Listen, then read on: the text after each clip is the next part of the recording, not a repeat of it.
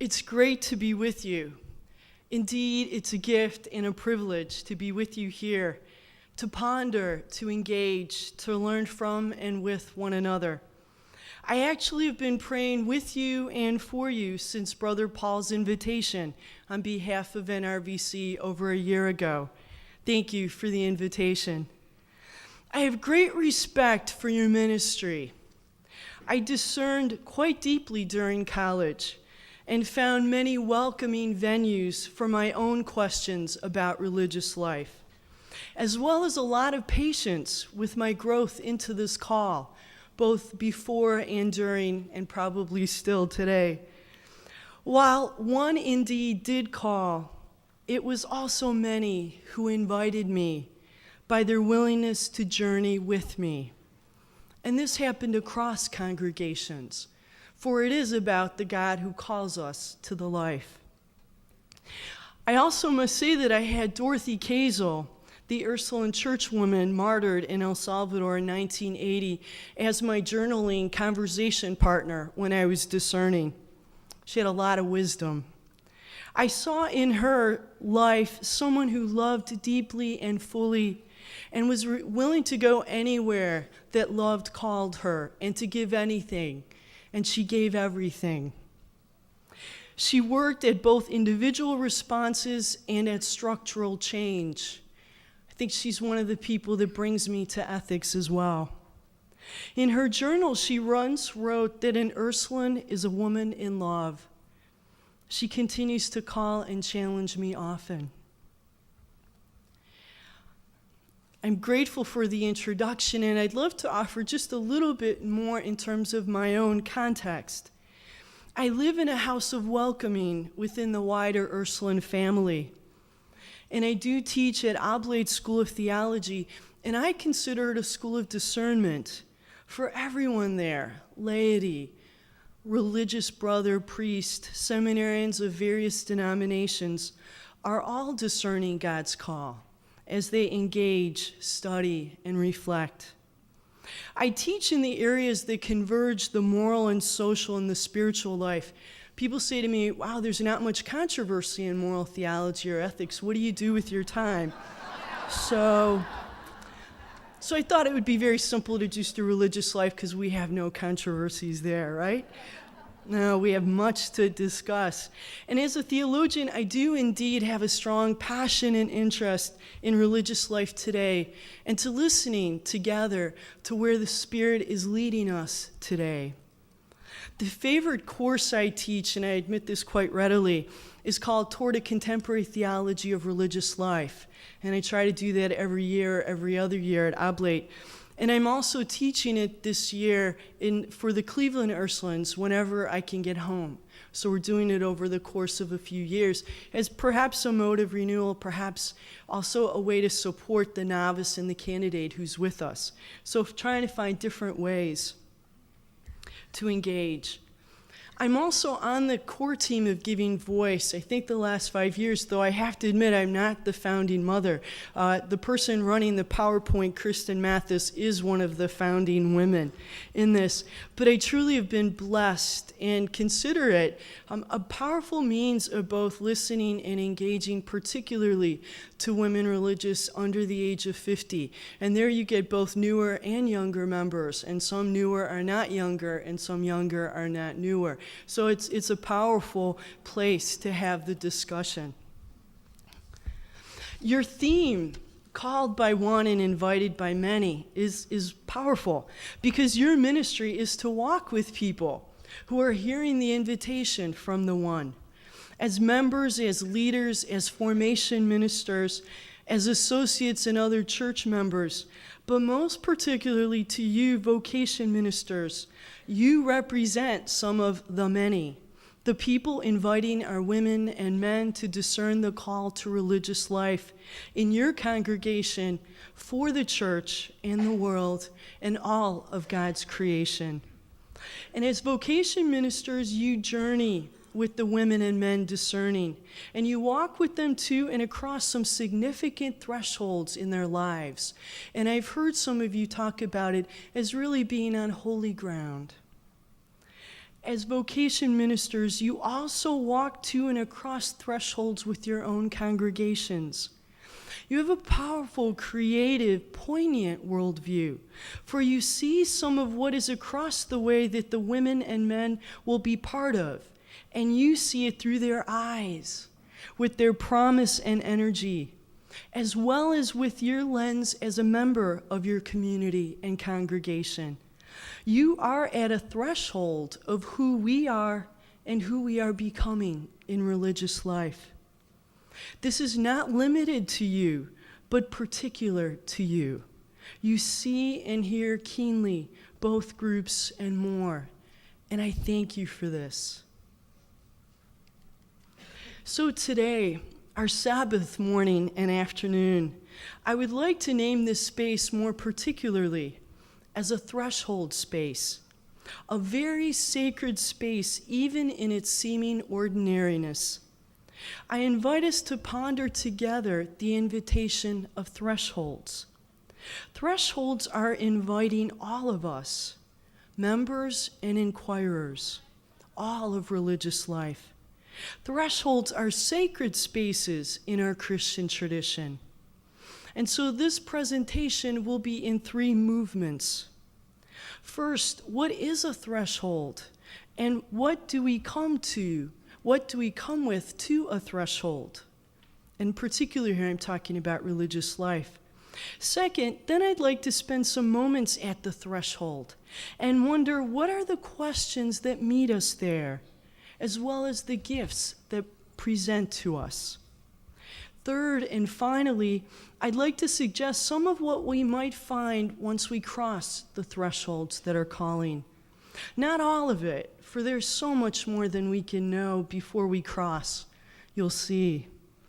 So the first movement and part of the second will take us into our lunch period. We don't have 3 periods, you'll be relieved to know. In the afternoon, we'll see the gifts in the second movement and then move to the third. In the midst of all of this, we will have conversation and a few stops along the way. So much of what I hear from the Giving Voice generations are the longings for meaningful conversations, and the calls we hear are deep and profound. And so I look forward to our opportunity for conversation, from learning with you and among you. The genesis of Threshold for me came when I was in Ireland about a month ago with a congregation doing a week with them on religious life. And we came across a sacred circle. Those of you who've been in Ireland know the space. I've never been there before. But it was a sacred circle, a threshold, as well as a holy well. And when I was there, I was truly caught up in it. I knew the space as sacred, both in our tradition and in traditions before us. And the image and the concept frames this presentation. So the first movement, let's open up the word threshold. You probably have images of it, and there have been slides of it, but what does threshold actually mean? Actually, there's so much to a threshold. It is, as I've said in our tradition, a sacred space and place. Our scriptures speak of thresholds, or doorways, pathways, entrances, crossings. A particularly beautiful and rich description comes from the work of the late spiritual writer John O'Donohue. I quote, "It remains the dream of every life to realize itself, to reach out and lift itself up to greater heights. A life that continues to remain on the safe side of its own habits and repetitions, that never engages with risk of its own possibility, remains an unlived life. There is within each heart a hidden voice that calls out for freedom and creativity. We often linger for years in spaces that are too small and shabby for the grandeur of our spirits. Yet experience always remains faithful to us. If lived truthfully and generously, it will always guide us toward the real pastures. Yes, the thresholds will call us to greater freedom and creativity. I continue. Looking back along a life's journey, you come to see how each of the central phases of your life began at a decisive threshold, where you left one way of being and entered another. A threshold is not simply an accidental line that happens to separate one region from another. It is an intense frontier that divides a world of feeling from another.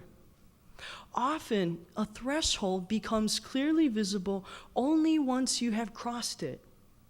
Crossing can often mean a total loss of all that you enjoyed while on the other side. See, there are risks to thresholds. It becomes a dividing line between the past and the future. More often than not, the reason you cannot return to where you were is that you have changed. You are no longer the one who crossed over. It's interesting that when Jesus cured the blind man, he instructed him not to go back into the village. Having crossed the threshold into vision, his life was no longer to be lived in the constricted mode of blindness. New vision meant new pastures. Unquote. We here know this experience personally. Once we see differently, we cannot not see. The vision moves us to the next place. Yet it is good to take a few moments to remember and name those moments when something within us shifted, when we found ourselves in a new place, when we left one way of being and entered another. We share this with each person who inquires about religious life.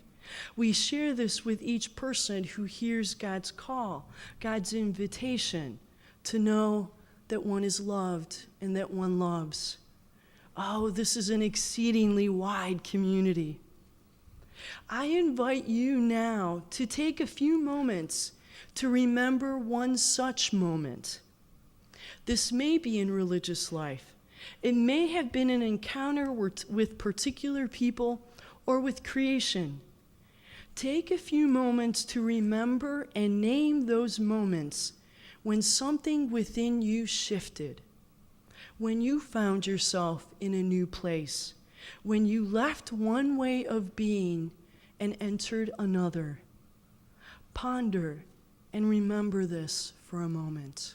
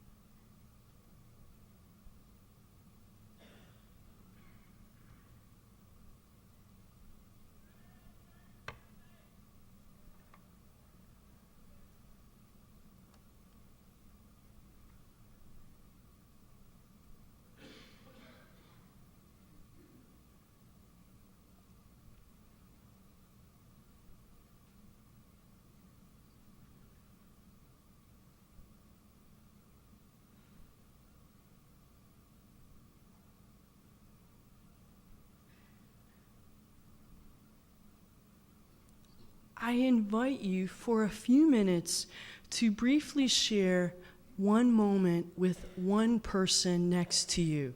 So just a few minutes, just one person next to you. Thank you.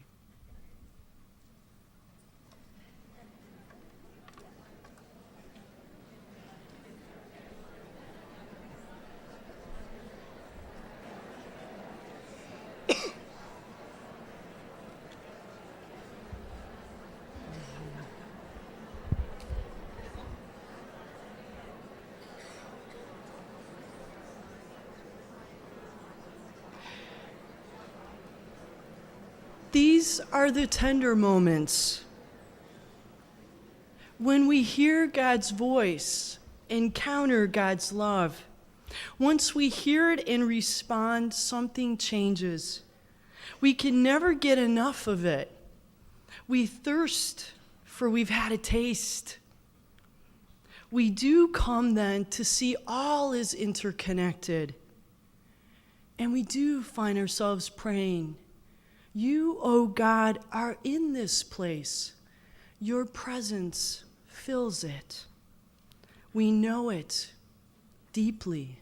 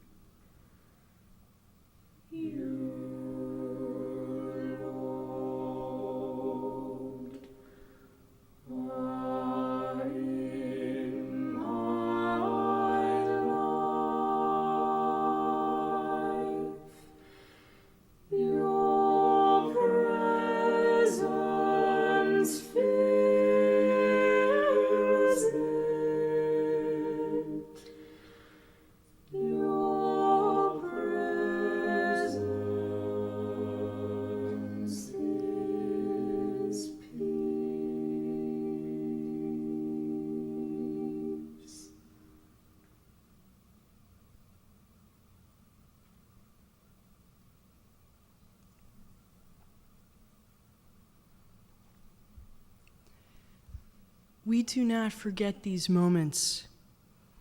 They remind us where we most deeply belong, how we most deeply belong. And each age has its own way of naming this call. Each epoch teaches us more about God in yet more ways. In her most recent book, Quest for the Living God, Mapping Frontiers in the Theology of God, Elizabeth Johnson also writes that, quote, Christian faith does not believe in a new God, but finding itself in new situations, seeks the presence of God there.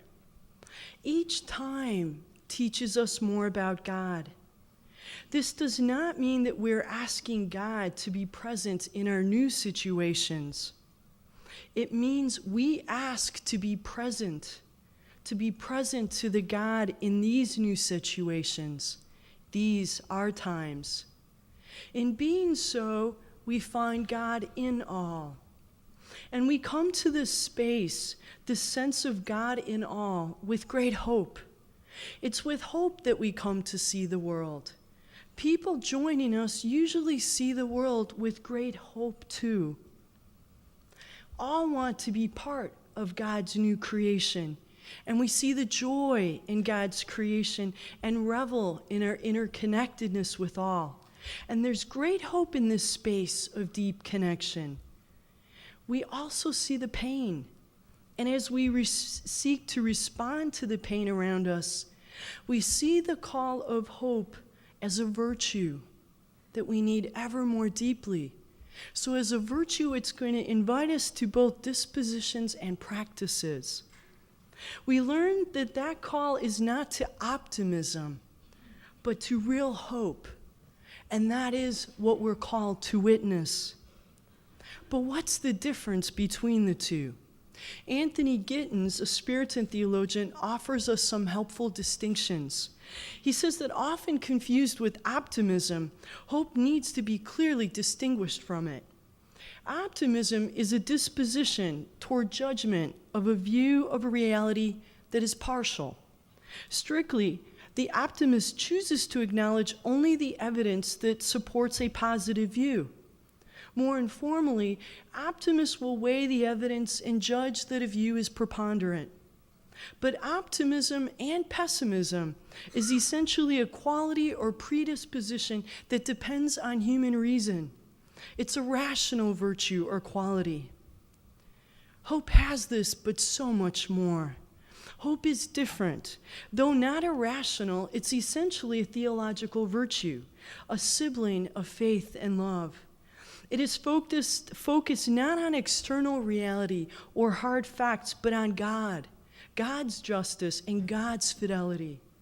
Hope endures not because life seems good or is the way we would have chosen it, but because we are committed to the God who calls us to believe, even against prevailing evidence and all appearances notwithstanding.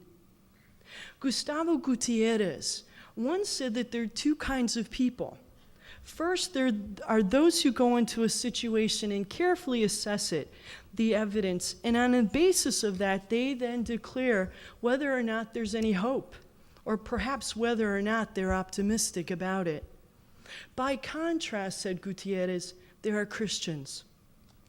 Christians are different because they do not look for or conclude that there is any hope. They are themselves bearers of hope. Therefore, where there is a believer, there is hope. And wherever a Christian encounters a situation without hope, the very presence of the believer transforms it now into a situation of hope.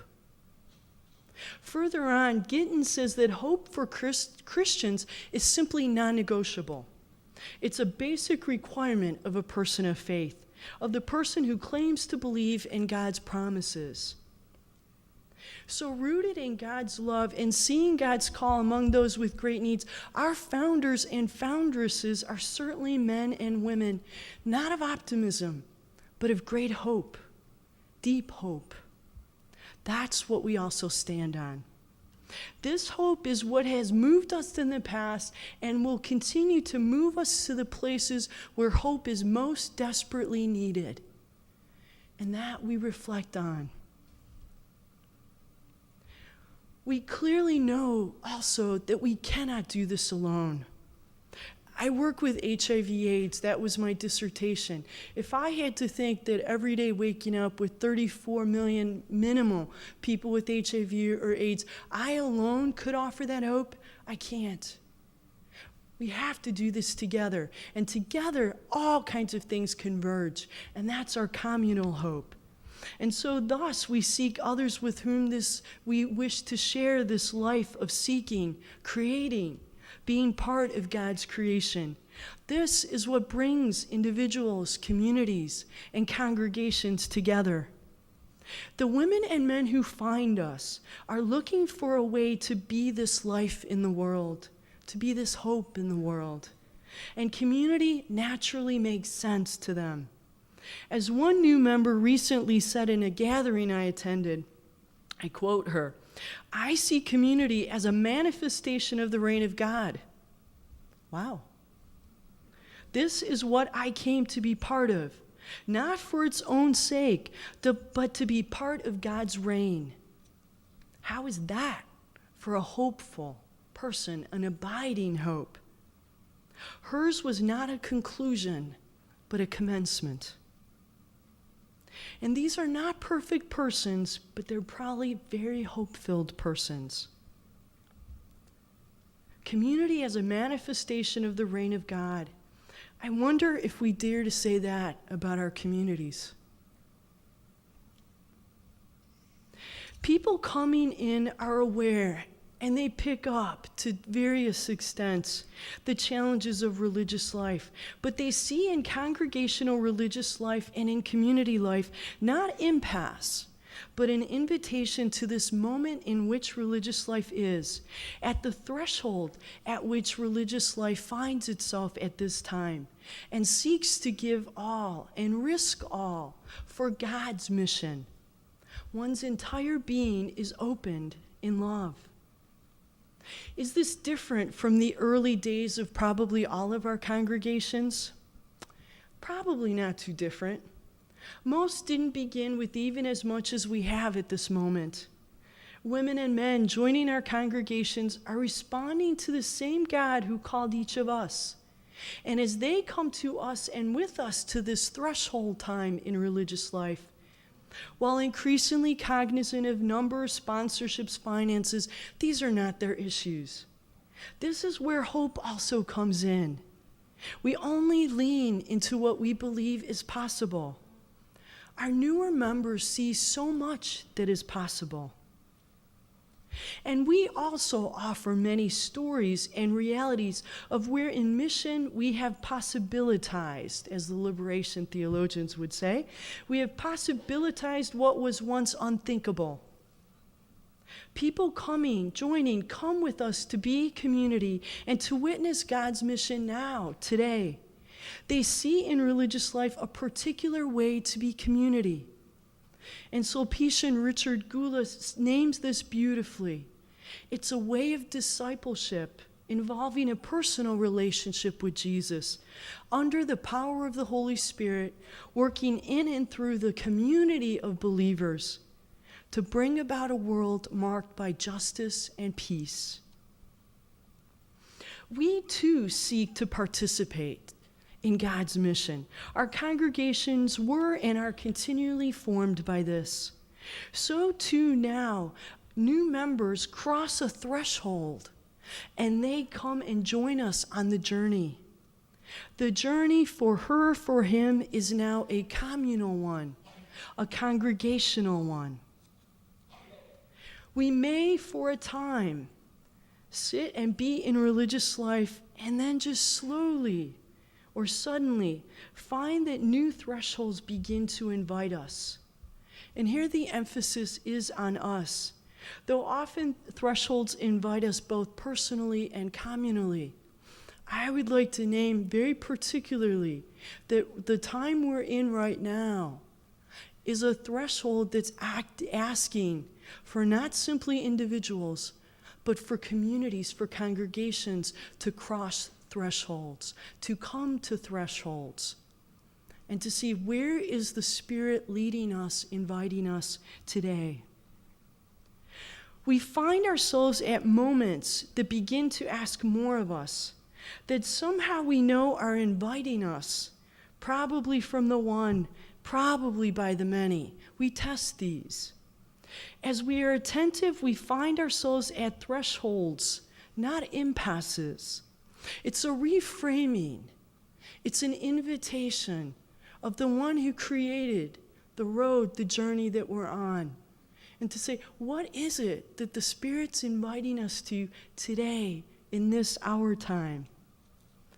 Something is calling us to see and be in yet another way, and to seek to be present to God's love too, here, even if it ends up being unfamiliar territory. And so we come to our second movement, at the threshold. We are indeed invited to the thresholds today by the one who called us, by the many we are with in God's creation. And if we're in religious life for any time at all, we begin to ask questions. This particular time has particular questions. I invoke John O'Donohue here again. O'Donohue reminds us that, quote, a threshold is a significant frontier where experience banks up. There is intense concrescence. It's a place of great transformation. We will find both our restlessness and our energy here. He also says that originally threshold related to the word thresh, which was the separation of the grain from the husk or straw when oats were flailed. To cross a threshold is to leave behind the husks and arrive at the grain. And each period invites us to that. And it fits, it's the natural rhythm of the life. It's the natural rhythm of each of our lives. And the inviting thresholds today in religious life are not only individual, but they're very much communal ones. We find ourselves at threshold moments because the questions come and we know it's time to answer them with our lives. Sometimes thresholds are thrust upon us. They come out of crises. Dorothy Kazel's death in my congregation, and then Joanne Marie Masha's murder. Dorothy Stang's death in 2005, and many more. You know your stories. Other times, thresholds come out of living a reflective life. And much of organizational theory says that's the even more creative space, because it allows us for some moments to ponder and be and to listen. We move in both. But there's another element that comes out of that reflective life. Before the general congregational chapter in which he was named Father General of the Jesuits, Adolfo Nicholas, in an interview with an Australian Jesuit province newsletter, mentioned among his hopes for the general chapter, quote, "I have a feeling, still imprecise and difficult to define, that there's something important in our religious life that needs attention and is not getting it. We have certainly been diligent in addressing our problems wherever we have seen them, poverty, chastity, community, but the uneasiness in the society and in the church has not disappeared. The question for us is it enough that we're happy with our life and are improving our service and ministry? Isn't there also an important factor in the perception of people, the vox populi, that should drive us to some deeper reflection on religious life today? How come we elicit so much admiration and so little following? Thus, one of my hopes is that in GC 35, we begin a process of dynamic and open reflection on our religious life that might begin a process of recreation of the society for our times, not only in the quality of our services, but also and mostly in the quality of our personal and community witness to the church and to the world." Unquote. Precious blood sister and current LCWR president Mary Whited asked at this most recent LCWR conference, "How do we attend to this moment in the life of our congregations and our leadership conference? How do we midwife religious life into a future that's unfolding even as we assemble? How do we encourage our members to hold on to what is needed and to let go of what is not essential so that we are freer to climb? Can we risk conversing about the hopes and fears that stir in our hearts? Are there other mountains we need to be climbing? Are the mountains we are scaling even worth the climb?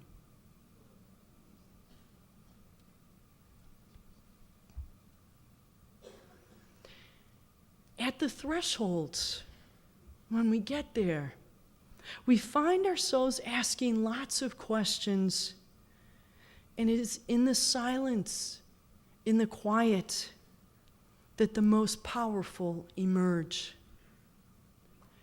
We hear from poet David White, "Sometimes, if you move carefully through the forest, breathing like the ones in the old stories, who could cross a shimmering bed of leaves without a sound. You come to a place whose only task is to trouble you with tiny but frightening requests, conceived out of nowhere, but in this place beginning to lead everywhere. Requests to stop what you are doing right now and to stop what you are becoming while you do it. Questions that can make or unmake a life. Questions that have patiently waited for you. Questions that have no right to go away.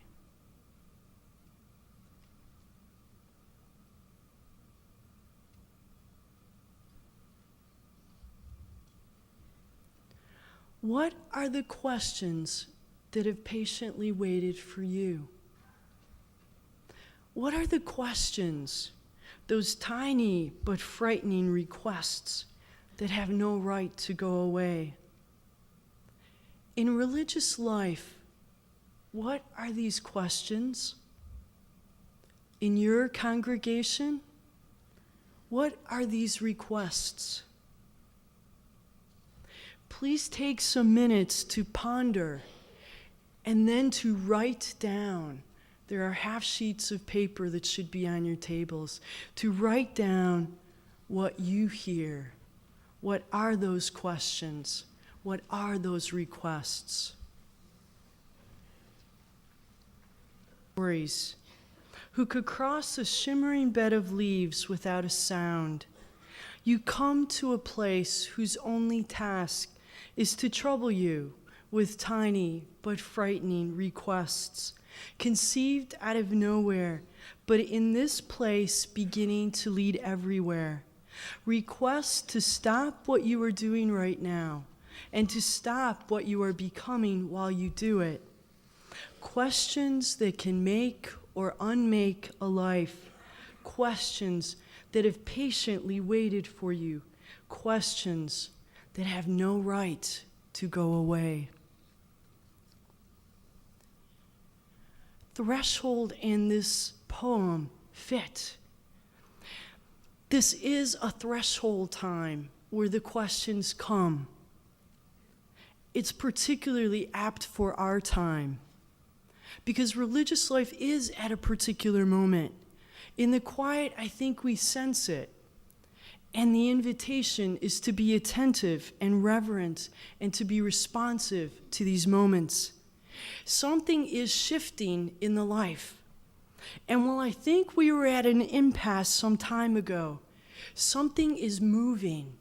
Have you sensed it as well?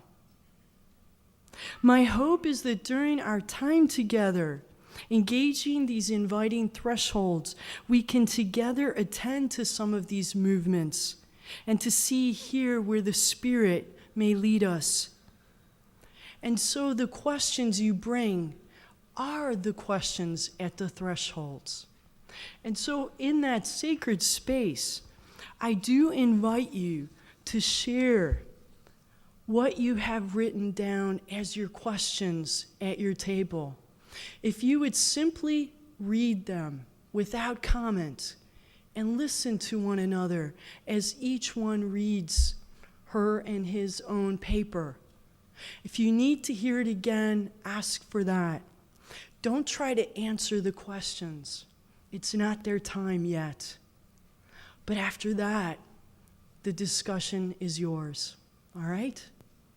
And we'll give you the next 20 minutes to do that. So to just read at table, honoring what the other has said. And then to open it up to what are you hearing? And after 20 minutes, we'll open it up to the large group. All right? All right.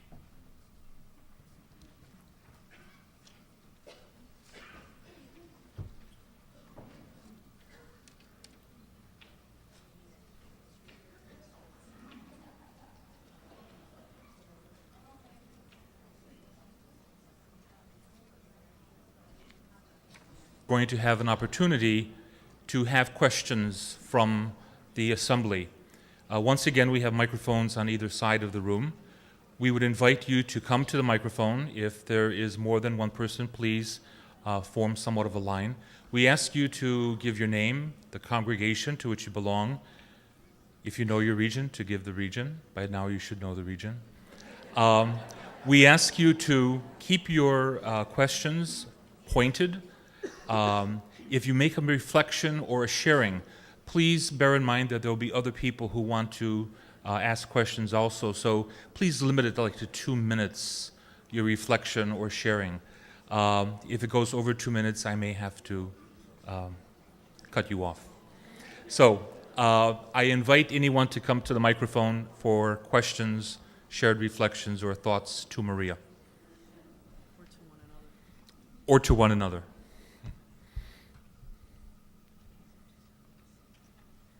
Okay. And then just go from left to right with the microphones. Okay. Sister Mary Catherine Wareheim, daughter of Charity, Region 4. I was so struck by your statement, or your question really, why is it that we evoke so much admiration and so little following? That really touched me. Can you speak a little bit about that? First, what's your instinct in that? Why did that grab you, if you would, Sister Mary Catherine? I think it grabbed me because I do think that the youth, especially of today, do admire what we do, and maybe they're afraid of the commitment, because that has been proven statistically, that commitment to life, because we do evoke a life commitment. That's what we stand for. And maybe that's the part that's so scary for them, that they would like to belong to something, but not forever. Thank you. And there certainly are lots of venues right now for people to engage, and even JVC and other groups to look at that. I don't know that there's any one answer. I think that it struck a chord in us, says that there's some truth to that. And to say, what is it about the life? What is it? In the afternoon, I'm going to offer an example of a congregation that really looked at their lives and said, we've had people come in and they're not staying. And what is it? And they really did some communal discernment, which is one of the gifts that we find at the threshold. And one of the pieces that goes with that is, if we'll really attend to people, it will require some sacrifice on all of our parts to be with them, to walk with them, to say what does this mean and how will we go at it. I think at times, and there's a wonderful Franciscan who wrote the article, Peter Cantwell, on why newly professed religious leave. And one of the things he says is there's too big of a gap between who we say we are and how we live it. And there's always a gap. I mean, I'm human, and we're all human in there. But what are those pieces? And so, what is it that's admired would be something to ask. What do you admire? Do you admire the zeal with which you do ministry? Do you admire the sharing of our hearts and our lives that happens at prayer? Do you admire the way you can have a multi-generational gathering in a community? What is it? What is that? Is it that you go where the unmet needs are? That line about we're to be hope. Are we in those places that really need hope? And do we name that? I'm getting ahead of myself, but one of the things will be to say where and how are we a public witness? Because that's one of the things that comes as you cross the threshold. You're not going to come back in the afternoon. But one of the things in there is that you really look at once you're across, you have a deeper sense of your own identity. Because to cross a threshold is to risk something for what you deeply believe. And at that point, everything else is let go of. I often will use an image of the crucible. So if you put everything that religious life is, all that it means, you name your congregations, put everything in it. And then a crucible by its nature is meant to be heated to an exceedingly high temperature. The whole thing glows. And everything is burned out, is gone, except what is of the essence, the purest elements. And so that's one of the invitations we have at Thresholds, to say, what's essential? What's of the essence of the life? And so to say, what is it that people see, and what would that be? So I would invite you to ask people, wow, I really admire your life. What do you admire about that? What invites you? Thank you for the question. Sister Maria Iglesias. I'm a Sister of Charity of New York, Region 2. And I think one of the things that really touched me was your challenge and talk this morning, and the statistics we saw of how few Hispanics are in our congregations, and yet how more Hispanics and Black Catholics are filling our churches and enlivening our liturgies all across this country. And that's my burning question: why, and what does this mean? Are we at that threshold finally to look at that and cross and do something about it? What's the why? What's the question? Why are there so few Hispanics and Black women and men in our religious congregations in the United States, when the church in the United States is more than 25% Hispanic, Black, and Asian? I'm not a sociologist. If Pat Whitberg is here, we can pick on Pat somewhere. But just on a practical level, when you look at that, and I live in San Antonio, have the blessing of ministering in a very diverse community. And so one of the questions is, where are we? It's always going to be the question of where are we also, and how do we welcome? I had the blessing of being at Gary Rivas-Estrella's talk on the Thursday morning. And so, the questions he raises are, how intercultural are we? And what does that mean? And what does that invite us to? And also, there's a piece in working with Giving Voice, people want to give their all. And they want to give their all to something worth everything. And how do we name that? And how do we call that? That it's worth everything.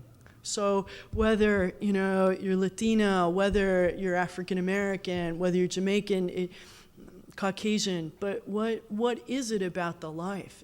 But I would ask the women and men and say, have you ever thought about that? Is it that it would look so different from where they're coming from? What would that be? What would be the cultural shifts that happen? So we can talk later. You probably have some ideas yourself on that. I can see it in your eyes. This is probably more a comment than a question, but in our sharing about the questions that came to us, there was a lot of questions for some of us around complacency. Why are you so complacent? You need to move out of complacency. And kind of something that you addressed when you said new members and require sacrifice. And I think there's a certain age you come to where you like to be comfortable with the way things are. And some of us found, like in our communities, there's a level of complacence that even though we want new members, the sacrifices that are involved are really more than we want to make. And personally, on the personal level. And so we had a good conversation about that. Thank you. Is it life we're invited to be pilgrim people?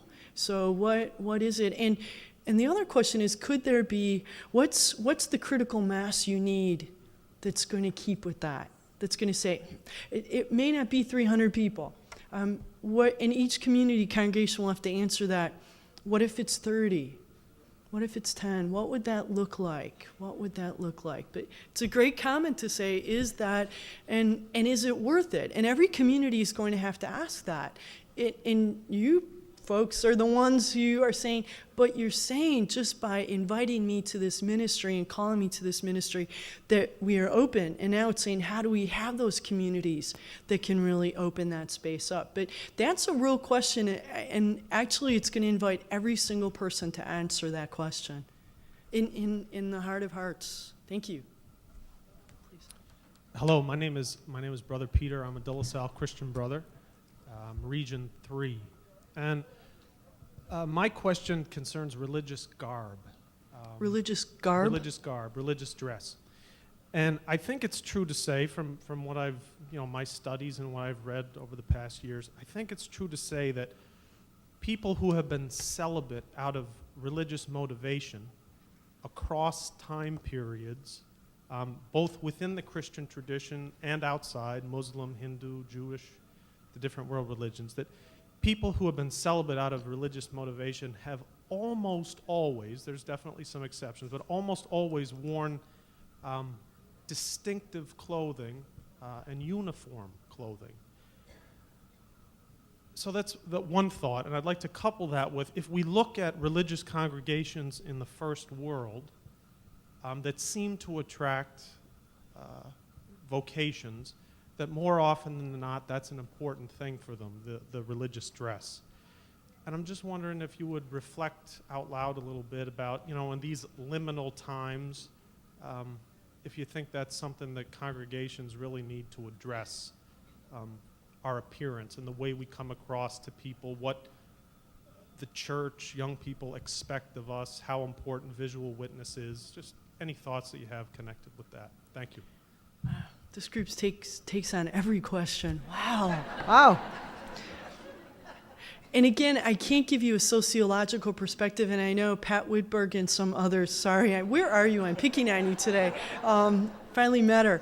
And, but I know that there was something that came in Horizon about new members and new communities, emerging communities and things like that, and Mary Charlotte may have some thoughts on this as well, so please come on up. When you're asking the question, after lunch I may have yet another thought on this, but people are looking for a sign of identity. People want to be known. I mean, we are in a different period of time, and to have something distinctive that says, this is who I am, has a witness value too. And it's a different period. Again, when I look at this time, people are looking to have the conversations with others on the plane, somewhere else, and to say, I'm an Ursuline sister, I'd love to talk to you about the life. And what would that mean, and I'd like to engage it. I find that the women in giving voice come the whole gamut, actually. And for me, it's been looking at Oblate. For example, we have the Southern Province Dominicans, and for liturgy, they will wear their habit. And also some of the Franciscans will wear the habit to class, and some don't. I think sometimes what happens is that people then make presumptions about people's ecclesiology and theology. And I think we have to be really careful of that. Because when I talk to the guys, and I have them in class, so who you are comes forth, I can't make those stereotypes that come forth, and I continually resist it. And to say, well, what does this mean? But asking them, they're saying, you know what, I do want to be in a place where I'm known so that I can be a public witness, so I can minister. And there are many ways to do it. I mean, you see what I am wearing. If you talk to me for 5 minutes, you'll know I'm a woman religious. And so there's going to be many ways to look at it. So you ask the person, why is it? Some communities have asked, what would it be a problem if someone says the habit is optional? And so what does the habit look like? So I know there's a whole conversation about veil, and then there's a conversation about wearing particular simple dress. So those we have to do in charity with one another and say, what is that? I know after September 11th, one of the women theologians who's a religious in Boston said, I wished I had something that I could go on Harvard Square and say, look, I'm a woman religious. If you need someone to pray with you, I am most happy to. And just said, I, at that moment, wanted some kind of public identity, some way to offer that. So it's a different mode. I look at the Carmelites of Baltimore, and for their worship, they do wear, what do you call it? Not an alb.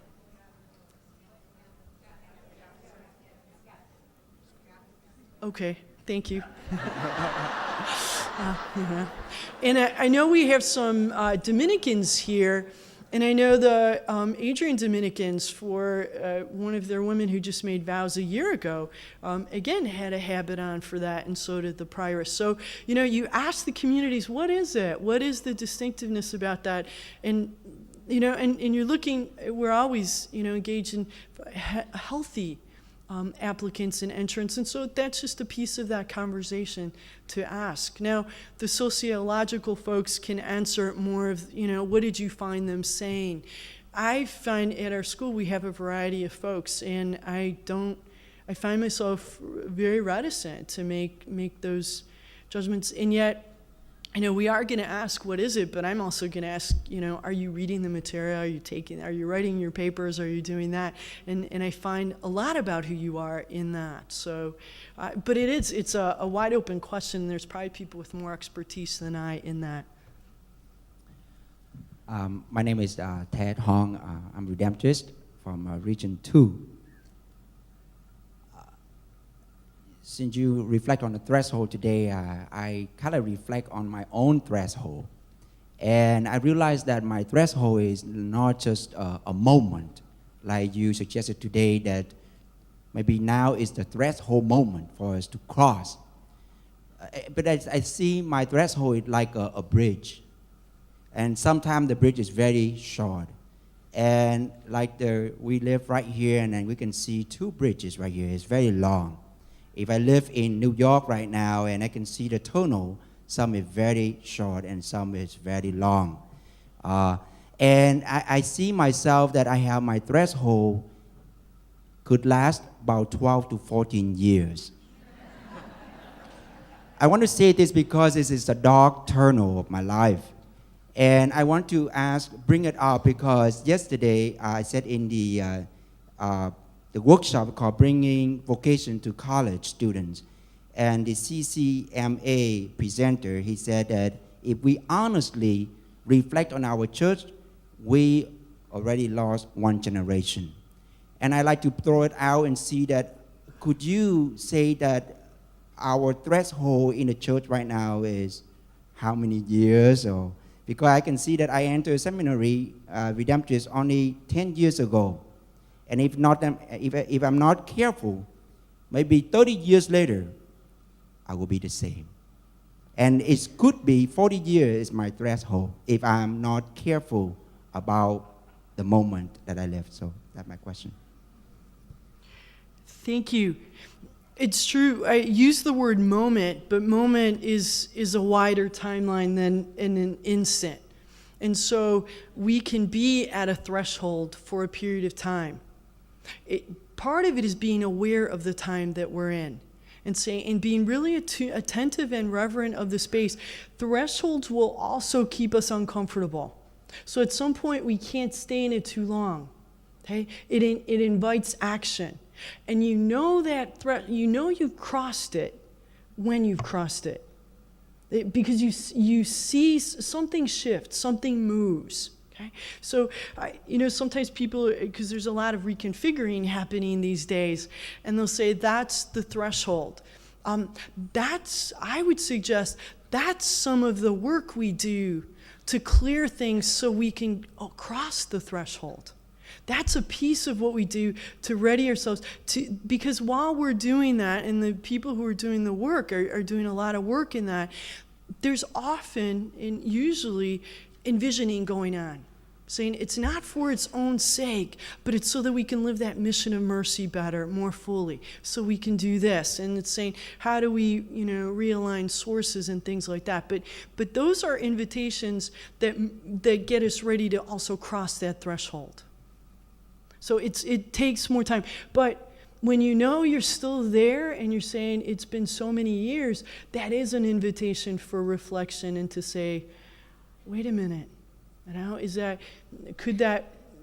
you really backing away from that space? And I do think religious life is at a particular time right now, and people are leaning into it.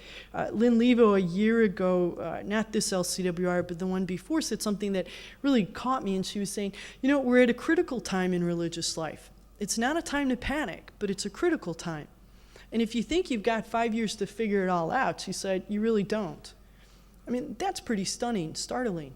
And so you listen to that. I also want to say this time, though, is inviting us. And many of our congregations are naming ourselves at various thresholds when you can really pause it. And it's about not just the individuals, but the individuals and the communities, the congregations, in whatever way they do it. You're more creative than anyone ever knows. Find their way to say, here's where we are. You know, even someone like Joan Chittister said some time ago, it's not a time anymore for prophetic individuals. It's a time for prophetic communities. You know, and you can ask her to unpack that. But it's that whole sense that...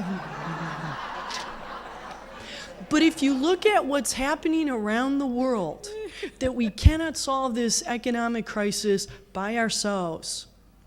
Okay, with $700 billion that we know that's not going to do it, and we have to gather. That everything we're learning about creation says all our atoms, everything is interconnected. That you're looking at organizational sciences and saying it's all connecting, and of course we're looking at sustainability because we see the we in it.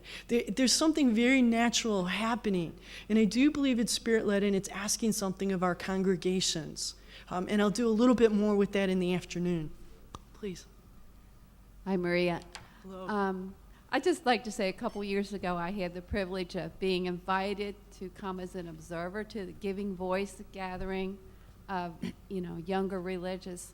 I found it very, very hopeful. In fact, you were speaking on hope, so that helped. But it was also hearing the voices of so many, newer members who really have a passion for religious life, have a belief in the future of religious life, a commitment to carrying it forth in their communities. And one of the things I came away from that with was the importance of giving these newer members a voice in our home communities, giving them a chance to express what they're trying to say and for us to listen. Could you say a few words about, maybe some experiences you've had where how we can go about doing that so we can hear the voices of our younger members? Wow. Thank you for that. It's very true. It's called Giving Voice because the women 50 and under will statistically be a minority. And it was really Giving Voice is a nexus. It's a gathering of folks in different venues. And what we find, you're absolutely right. The women I find in Giving Voice are passionate, have a lot of energy and vision. And what they do here sometimes, and it was actually somebody when I was getting ready to come out here and said, are you going to talk about the crisis of religious life? And I said, no. And I said, is that where you see it? And she said, no, but everyone's talking that way. And I thought, it's not. I mean, there are critical moments, and we are looking at it, but they're not looking at it in terms of, gosh, I don't have 15 people with me. They never had that. It's not an experience of many. I mean, maybe some of the communities that have, brought novitiates together and things like that. But you know what has been wonderful is hearing the women who will say, at my community, at our province gathering, at our congregational gathering, they made sure that there were some younger voices speaking. So whether responding to something or giving a perspective, when they've come back from Giving Voice conferences, to have one of the gatherings include 30 minutes where they could speak. It was wonderful. I was with the Sisters of the Holy Names of Jesus and Mary in July, and it was their gathering of all their U.S. provinces into one, plus the Ontario province. And one of the evening sessions was brought two of their newer or younger members and asked, what got me here and why do I stay? And there are 50 people in that room who really wanted to engage and were saying that. And one of the powerful things that one of the women said was, I do see the future. I hear the song that we sing here. And I love the melody, and I've listened to the verses. I, too, have a verse to add. And there are others to come who also will add their verses. It will continue. Now, isn't that beautiful? Crystal Clark, I'm quoting her here, a temporary professed woman in her 30s. Two more questions, please. Julie Marie. No region at all. I'm under the Florida Panhandle. The question that comes to my mind, but I want to first say something.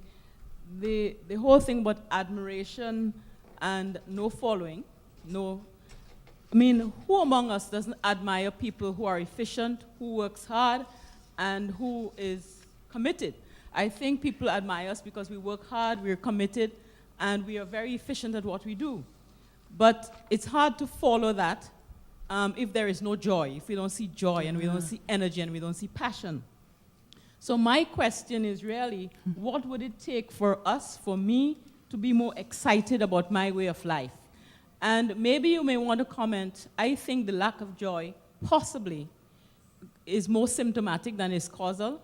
And maybe what might be at the bottom of that is a lack of, maybe we're more pessimistic than we're optimistic. Maybe we're less hopeful and more pessimistic. And possibly that's something we may need to examine. Thank you for that. I'm only going to bring the question that came right before that one from Nicholas. And he says, the uneasiness in church and in society has not disappeared. The question for us is it enough that we are happy with our life and are improving our service and ministry? Is that enough? I mean, what is he asking there? It's like, is it enough that we're happy with our lives and we're doing a good job? So he's asking that and going a little further. Isn't there also an important factor in the perception of people on religious life? And so what is that? But yeah, I mean, I think somebody was saying at this conference that, we have these ministry positions of vocation minister. Boy, if we could just live that life that we also welcome people to and find ways to make that happen so that they can come in places and find those spaces. And so, you are that witness. Is someone saying, Julie loves what she does. But more than that, she loves that God who's with her, and it's so clear. It's so clear, and it flows out into everything. And so, I look at this generation, and it's not, they can do all the professional things we do. There's something more. There's something else calling them. And they're saying, I do it. It's not, ministry versus anything else. But it's saying, what's the longing, and what's the world's longing? If you listen to the world's longing, you will also find their longing. And so what's that hunger that we're hearing in the world? Because they're coming with that as well. I'll do a little bit more with that in the afternoon. Thank you. Joseph from the Zaverian Missionaries, returned from Taiwan and China. My experience has been that, for example, in China, if you ask a person, where do you stand vis-a-vis the future? They will say that the future is in the back and the past is in front, because the only thing that you know is your past. You don't know the future. Based on this, I was reflecting on what you shared about thresholds. And I said, you were saying that we don't pass the threshold twice. And my own gut feeling is that we do pass it. And maybe we, instead of passing from north to south, we pass from south to north the second time around. And a point was, I had the same reaction in my table, and you gave a name. Maybe what is important is that we continue to be prophetic. And the first time we passed through our threshold, we found out it was called individual prophetism. And now we are called to be community prophets. And so this is the second time. So I think that for me, I used an image, stop dancing outside the threshold, but cross over and come in. That would be. Thank you for that. And I think it's beyond geography as well. So it doesn't go north, south, east, west, or any of those places. But we will find ourselves in more than one threshold. You shared with someone else this morning one of your personal threshold moments. And so there will be more than one. And in fact, as soon as our congregations do cross those moments, and you could probably, I hope you've been thinking about, where has my congregation crossed the threshold. Any time in your history that's been a significant threshold. Another one is welcoming you. And there's another one. While we're alive, it continues. And so it just continues to invite us because we're listening deeply and the Spirit's continuing to move us. But it is saying, when we acknowledge, I am hesitating here, and what's underneath that? And I'll go at that a little bit this afternoon as well. Can you see, I'm hoping you'll come back instead of a siesta in the afternoon. But I appreciate that. And right, the thresholds, it's an image, and it's a fluid image. And so fear not, it's not going to be locked in stone. It's going to have a lot of fluidity. Think of it as a metaphor, if you will. But it is a space that we're in, and you know when you're there and it's calling something of you. When you've had your own experience of what is this time inviting me, and there's something calling more deeply. We're more, I think, used to doing that individually. The time is also asking us, what is this calling us forth communally? And what it invites is us together. Thank you very much.